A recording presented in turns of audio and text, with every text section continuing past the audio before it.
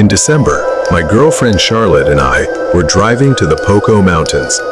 We had rented a small wooden cabin that looked super cozy, decorated with Christmas ornaments, and had a beautiful view. That night, there was a snowstorm forecast, so we left a bit earlier to have time to buy groceries. After that, we headed straight to the cabin. The house was surrounded by forest, and we had to make several trips from the car to bring everything inside.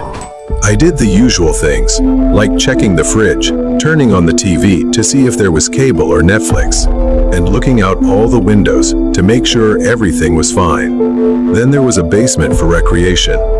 I went down to check it out. It was quite large compared to the size of the house.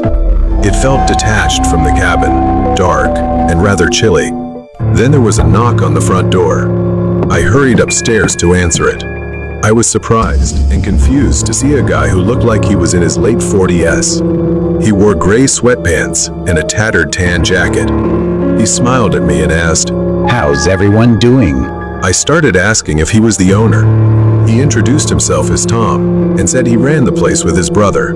Tom said he lived just up the road if my girlfriend and I needed anything. At that moment, I found it a bit odd that he knew I was with my girlfriend. He left quickly. We continued watching a Christmas movie and enjoying the quiet, but an uneasy feeling started to creep in. When I went to shower, I was startled as the water suddenly turned ice cold. I quickly got out and texted Mike, the cabin owner, asking if there was an issue with the water heater.